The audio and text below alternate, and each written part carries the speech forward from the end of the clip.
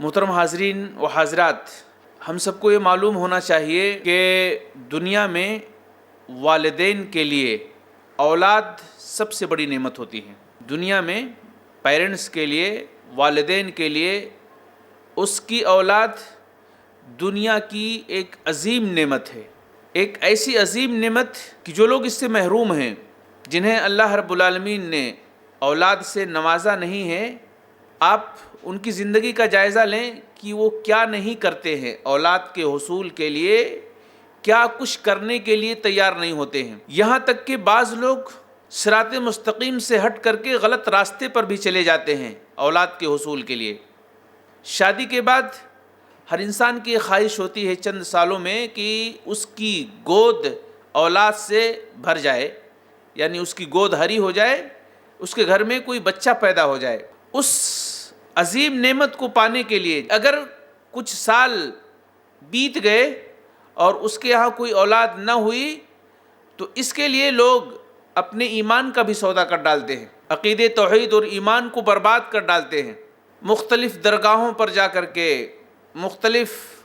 باباؤں سے مل کر کے اور مختلف قسم کے تعویذات اور پلیدے وغیرہ لے کر کے اپنے ایمان کو تباہ اور برباد کر ڈالتے ہیں۔ بہت ساری خواتین مزاروں پر جا کر کے اپنی عزتیں اور عصمتیں اور عفتیں بھی برباد کر دیتی ہیں، ان کی عزتیں بھی معاذ اللہ لوٹ جاتی ہیں۔ آپ اندازہ کریں کہ کتنی عظیم نعمت ہے یہ اولاد۔ اولاد کے حصول کے لیے بہت سارے مسلمانوں کی بات میں کر رہا ہوں کہ وہ دوسرے کے بچوں کو گود لے لیتے ہیں اور اس بچے کے نام کے ساتھ اپنا نام جوڑ دیتے ہیں، جبکہ شریعت میں جائز نہیں ہے۔ بعض لوگ ایسے بھی ہوتے ہیں کہ اگر ڈاکٹروں کا یہ فیصلہ ہوتا ہے کہ یہ جوڑے ان کو اولاد کبھی نہیں ہو سکتی، یہ کبھی اولاد والے نہیں ہو سکتے، کبھی بچے والے نہیں ہو سکتے،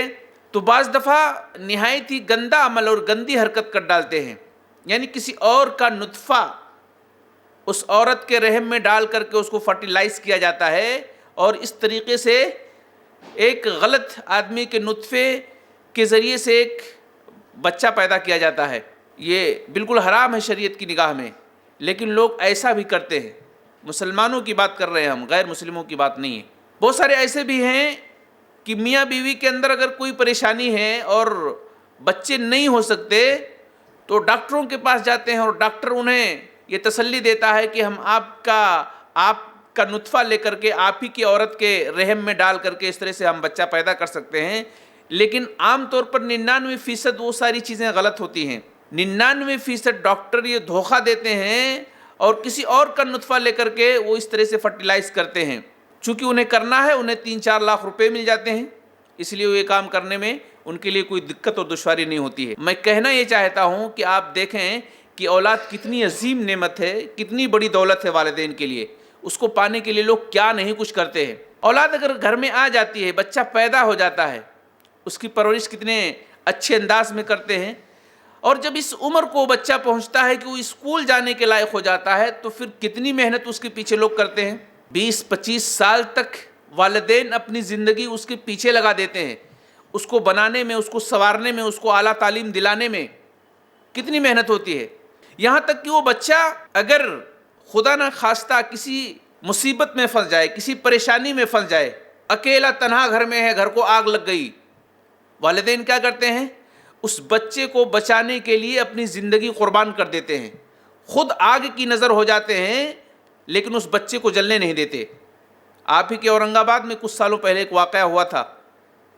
کہ میاں اور بیوی دونوں اپنے بچوں کو بچانے کے لیے دونوں آگ کی نظر ہو گئے، دونوں جل گئے بچوں کی حفاظت کے لیے۔ تو تمام لوگوں کے یہاں یہ بات پائی جاتی ہے کہ اپنے بچوں کے تئیں اس طرح سے حساس ہوتے ہیں۔ چھوٹا بچہ ہوتا ہے، اگر والدین گھر میں نہیں ہوتے ہیں تو دروازہ کھول کر کے بچہ کہیں باہر نہ چلا جائے یا کہیں اوپر سے نیچے نہ گر جائے، اس طرح سے دروازے کا انتظام کرتے ہیں، کڑی وغیرہ لگا دیتے ہیں۔ میں کہنا یہ چاہتا ہوں کہ اس اولاد کی حفاظت کے لیے بڑے ہونے تک کیا کیا نہیں جتن کرتے ہیں والدین۔ آگ سے بچانے کے لیے حفاظت کرتے ہیں، گرنے سے بچانے کے لیے حفاظت کرتے ہیں، بچہ صحیح کیسے بنے، تعلیم یافتہ کیسے بنے، اس کے لیے کتنے پریشان ہوتے ہیں۔ تو اللہ نے بھی یہاں پر کہا اس آیت کریمہ کے اندر کہ یا الذین آمنوا قوا انفسکم واہلیکم نارا، اے لوگو خود کو اور اپنے اہل و عیال کو جہنم کی آگ سے بچا لو۔ دنیا کی آگ سے بچانے کے لیے تو اپنے بچوں کے تئیں کتنے حساس ہوتے ہیں آپ، کتنے فکر مند ہوتے ہیں،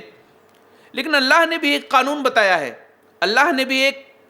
معاملہ آپ کے سامنے رکھا ہے کہ اگر آپ کے بچے صحیح نہ ہوئے، اگر آپ نے اپنے بچوں پر دھیان نہ دیا اخروی اعتبار سے، دنیاوی اعتبار سے تو میں نے بتا دیا کس کس طرح سے جتن کیا جاتا ہے اور ہر ایک کرتا ہے یہ،